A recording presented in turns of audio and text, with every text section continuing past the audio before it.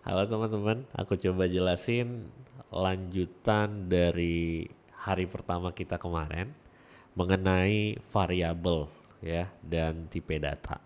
Nah, kalau misalnya teman-teman lihat di sini, ini yang kerjaan yang kemarin ya. Kita coba ulang apa yang kita pelajari. Memang kita harus sering-sering latihan ya, latihan mengetik juga. Jadi supaya kita terbiasa untuk menuliskan kode program karena ada sedikit hal yang memang dia butuh keseimbangan ya, yin yang gitu ya. Jadi misalnya kita mau ngeprint kemarin kan, print ya kan, berarti ini ada titik kurung buka kurung tutup ya kan, baru ada quote ya kan, tanda kutip, tanda petik, dan kita bikin Hello Indonesia ya kan. Nah, di sini kemarin kan cara menjalankannya kan adalah Python hello.py.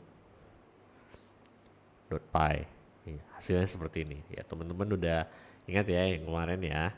Jadi coba diulang ya, mulai dari bikin file terus istilahnya ini ngetikin ini gitu ya. Jangan di copy-copy ya. Jadi supaya lebih melekat di kepala. Oke, sekarang kita mau belajar tentang variabel ya. Jadi kalau misalnya kita berpikir mengenai konsep uh, komputer ya, kita kan punya uh, program itu kan yang kita tahu adalah program ya kan.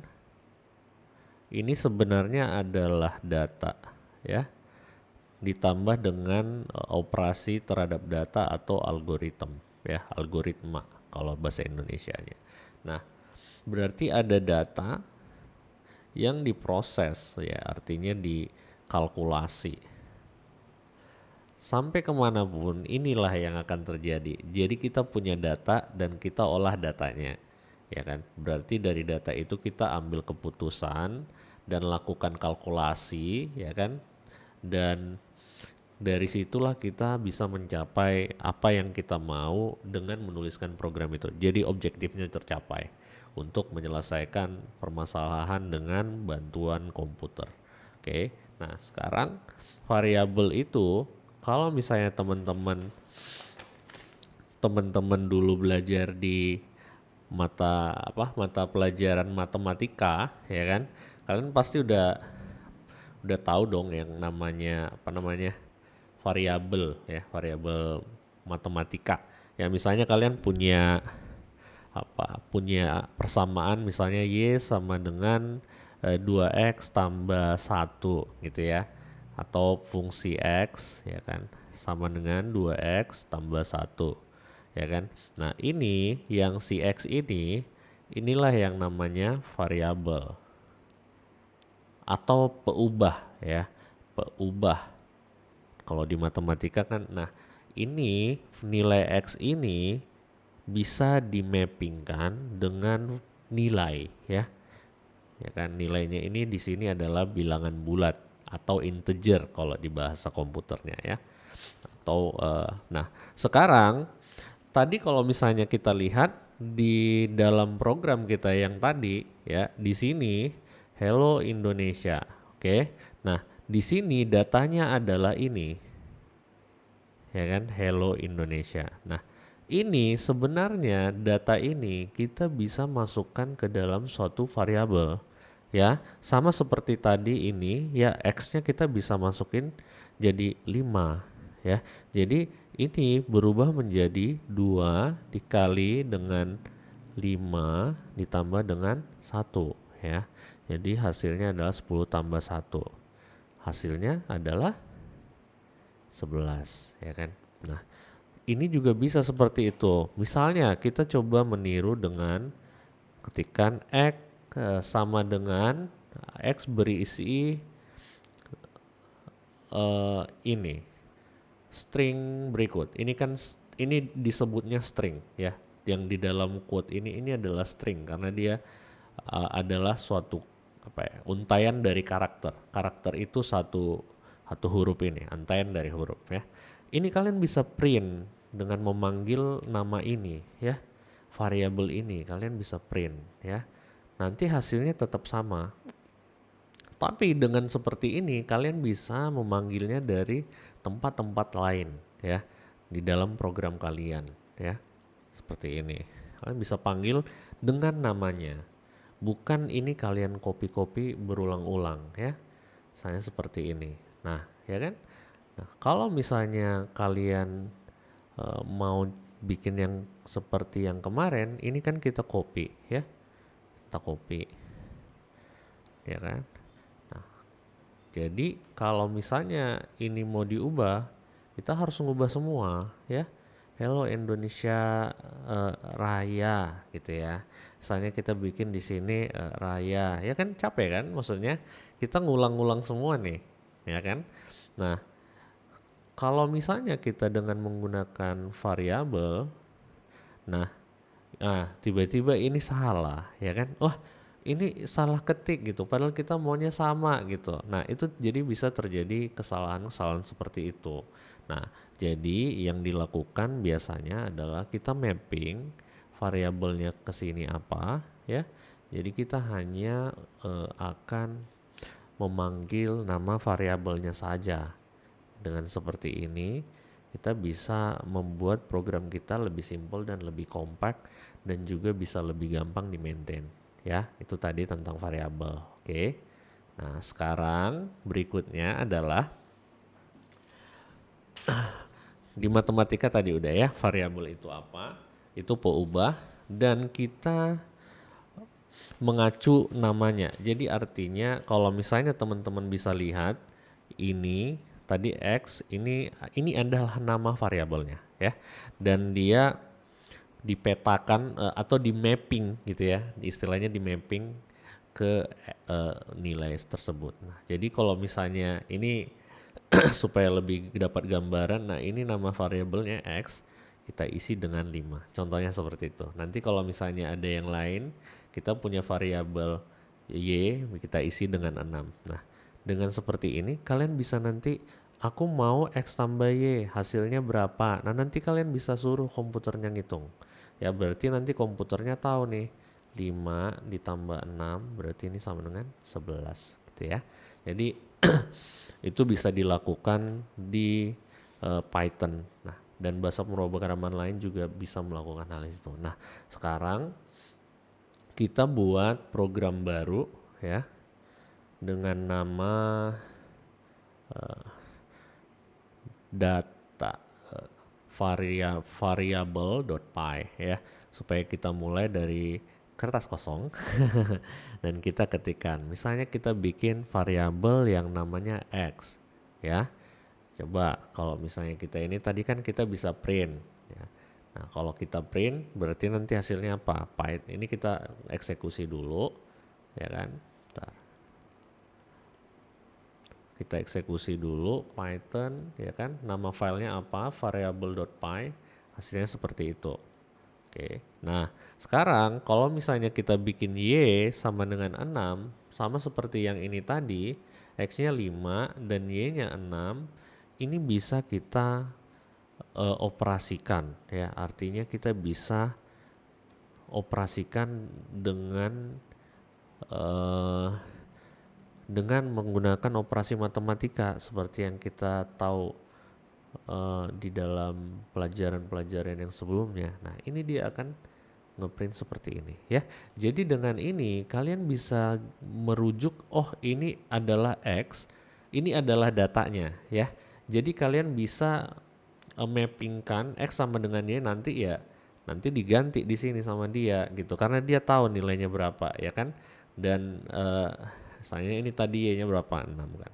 Jadi kira-kira yang dieksekusi adalah seperti itu, makanya hasilnya sama. Nah, dengan gitu kalian bisa panggil-panggil beberapa kali gitu ya. Misalnya kayak gini, udah kalian bisa X tambah Y gitu misalnya, tambah X lagi, tambah Y gitu. Jadi kalian bisa lakukan manipulasi terhadap datanya juga gitu ya. Melakukan operasi terhadap data. Oke. Nah, sekarang yang berikutnya adalah kita lihat dulu. Jadi kita bisa membuat variabel ya which is ini membuat variabel, mengisi variabel, which is ini yang dilakukan di sini, kita isi 5 ke dalam X-nya. Ya, seperti ini tadi. Oke, dan memanggilnya ya, berarti ini kita panggil. Ya kan, operasinya ini kita operasikan juga bisa. Oke. Nah, sekarang ada yang menarik nih. Kalau misalnya teman-teman punya X dan Y ya. Ini adalah X, ini adalah Y. Ya, sekarang aku coba buat ya. X sama dengan 5 ya. Dan Y sama dengan 6. Gimana caranya supaya X menjadi 6 dan Y menjadi 5? Artinya dia dipertukarkan. Ya kan? Nah, ini menarik dan kalian coba pikirkan gimana caranya menukar supaya ya kan, katakanlah ini gelas yang isinya red ya kan, merah ya, ini isinya putih ya kan, air yang berwarna putih, air bening sebenarnya tapi ini kita bikin aja putih ya. Nah, gimana caranya supaya gelas yang red ini ya, katakanlah gelas A, ini gelas B, gelas A berisi cairan yang berwarna red, mungkin sirup atau apa ya. Nah, ini ada yang berwarna putih. Nah, ini gimana caranya kalian supaya ya, kalau misalnya kita bisa lihat di sini ya, supaya jelas. Coba ya, kita bikin warnanya supaya jelas. Nah, ya kalau misalnya ini kita bikin, misalnya ini berwarna red ya, nih, ya kan, dan di sini berwarna putih, kan biasa aja lah ya, ini, dah, nah sama aja ya jadinya. Nah, gimana caranya supaya yang ini jadi putih, ya kan, nanti yang sana jadi red gitu ya. Nah, ini memang apa? Ini biasanya selalu diperkenalkan sama orang yang baru belajar programming. Konsep ini dinamakan swap, pertukaran variabel ya. Swap variabel X dengan Y ya. Nah, caranya adalah mungkin bagi teman-teman yang udah biasa dengan pemrograman, oh oke, gini caranya, tetek gitu. Tapi mungkin sama teman-teman yang belum mungkin masih membingungkan gitu ya. Nah, dengan seperti ini, coba kalau misalnya kita lihat dengan analogi gelas tadi, ya, ini adalah gelas A yang dia red, ini adalah gelas B yang dia white ya, white. Nah, kalau misalnya kita pikir-pikir, nggak mungkin kita langsung pindahin ini ke sini, ini ke sini. Berarti harus ada tempat penyimpanan yang berikutnya, harus ada gelas yang lain gitu ya. Jadi ini kita katakanlah gelas C ya kan. Nah, dari red ini berarti kita tumpangin dulu ke sini ya kan. Itu yang langkah pertama. Berarti nanti di sini jadi red ya. Karena ini sudah kosong ya kan. Ini sudah kosong, maka kita bisa pindahkan dari sini ke sini ya kan. Ini langkah kedua. Berarti di sini udah jadi white dong ya kan. Di sini jadi kosong ya kan. Jadi kosong nih ya. Karena jadi kosong, di sini kita tinggal pindahkan ini ke sini. Ini jadi red, ini jadi kosong gitu. Menjebak ya kan. Nah, tapi itulah menariknya programming ini gitu. Jadi kayak ada puzzle misteri yang kita pecahkan ya. Jadi coba kalau misalnya ini gimana? Oh, berarti ada C gitu kan. Kalau misalnya ini katakanlah tadi kita ganti namanya supaya lebih konsisten dengan yang ini. Ya, berarti gimana caranya? Ya udah, berarti ada variabel ya, gelas ini X ya kan, isinya adalah 5 ya kan. Ini adalah gelas kedua, ya ini namanya Y dan kita bikin 6. Nah, sekarang ada Z ya kan. Ini dia masih kosong gitu kan. Berarti tadi kan kita lakukan ini ke sini. Dari ini masukin ke sini si Z-nya ya kan. Berarti yang dilakukan adalah supaya X berubah menjadi Y sama dengan 6, Y sama supaya berubah, berarti kita harus isi Z-nya dulu, ya kan? Seperti yang tadi kita lihat di sini, ya kan? Ini langkah pertama, Z sama dengan X, ya kan? Karena yang X ini udah kita assign, ini namanya assignment ya. Misalnya J sama dengan 5 ya. Ini namanya assignment.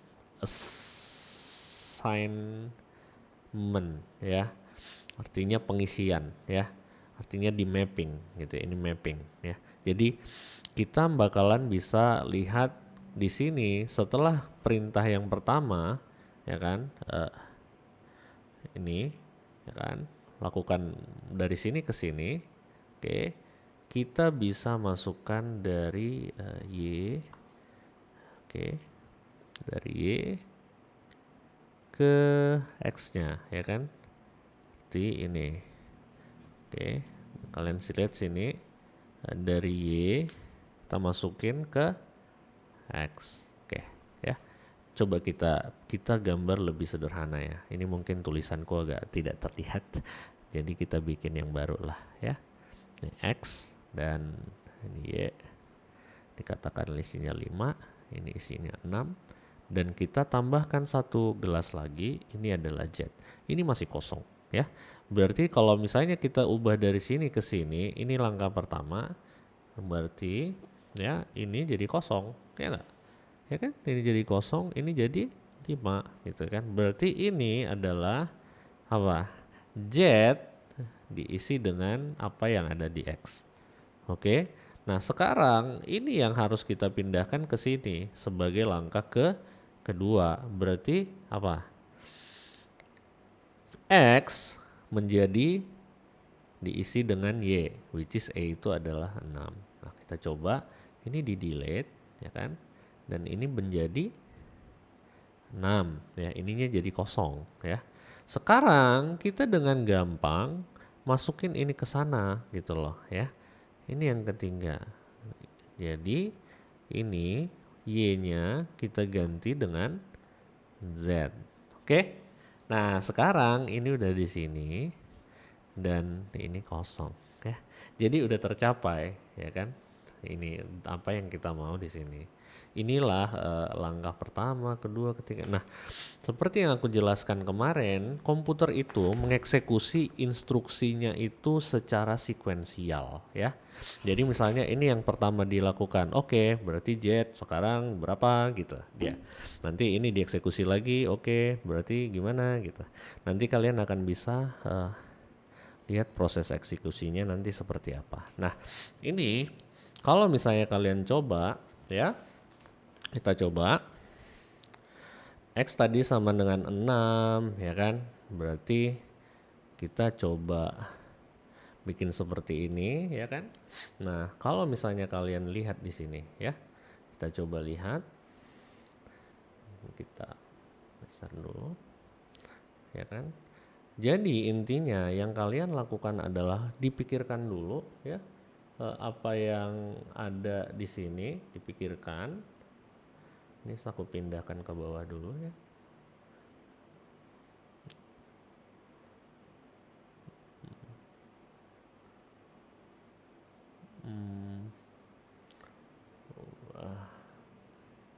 Coba ya. Ini gimana cara pindahkannya? Anyway, oke, move to the bottom.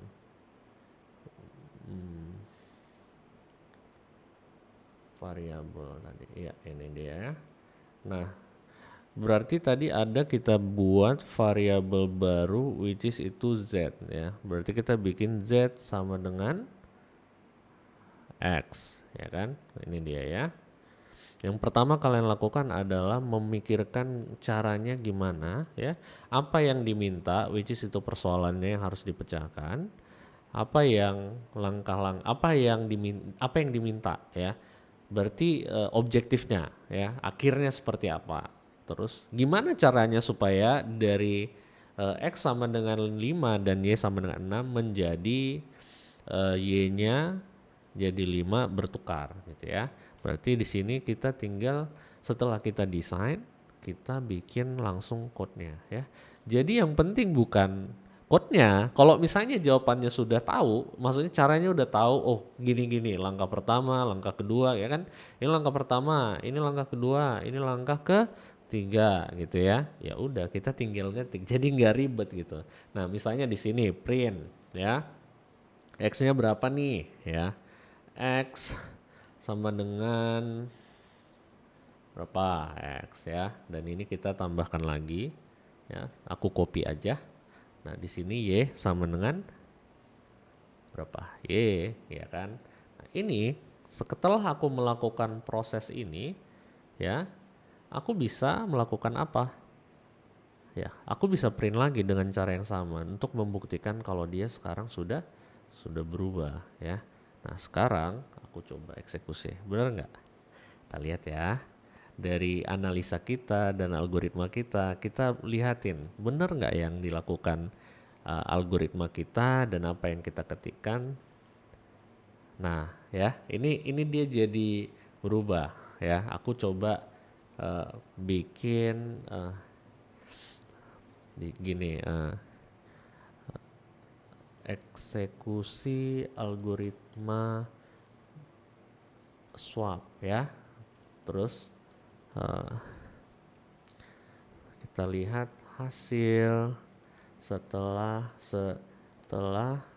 algoritma swap ya, setelah dia dieksekusi untuk menunjukkan kalau memang benar yang kita lakukan ya. Jadi kalian bisa ngeprintkan ke layar untuk memastikan apakah benar algoritmanya gitu. Harus selalu di double check ya.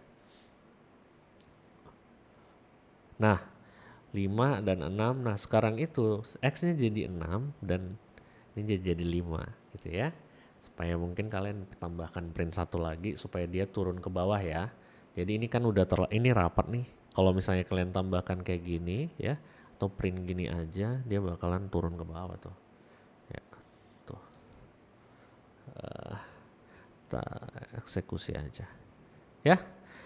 Oke, setelah ini kita gimana? Nah, ini kita rapikan. Ya, jadi program itu memang harus dibuat rapi ya, dirapihkan ya.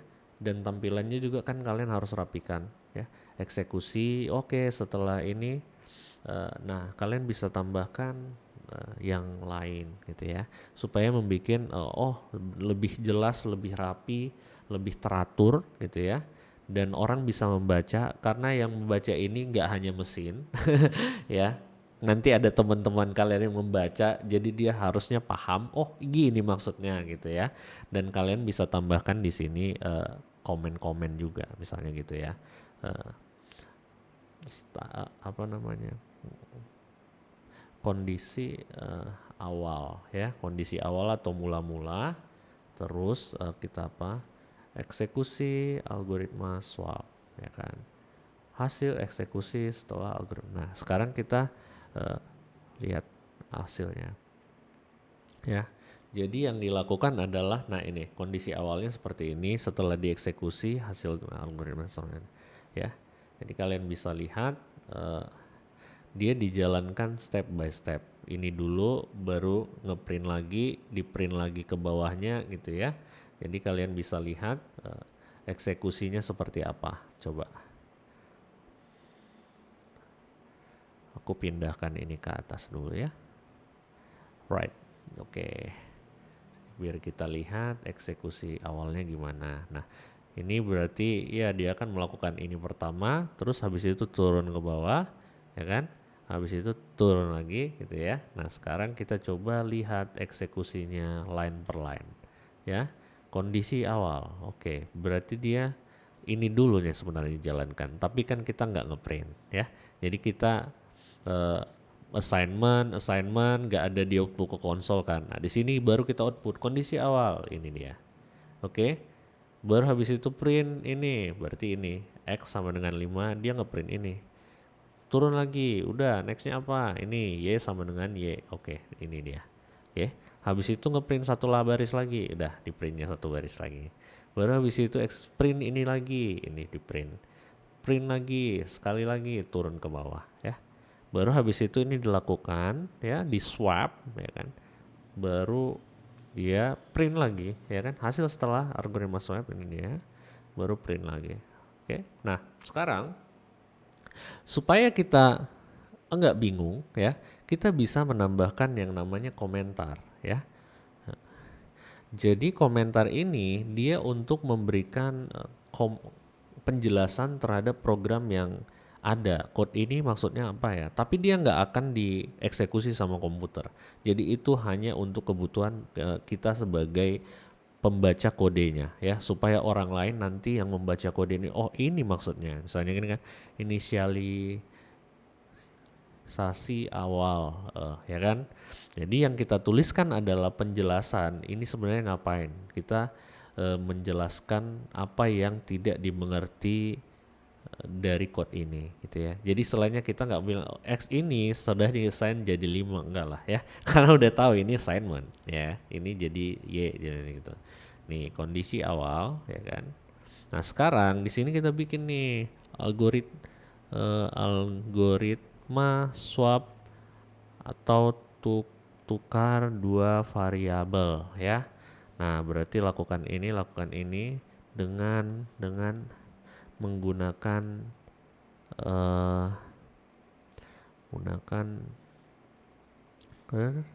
kita bikin di sini aja, dengan menggunakan variabel penampung sementara ya kan. Jadi harus jelas dibikinin ya, Z ya.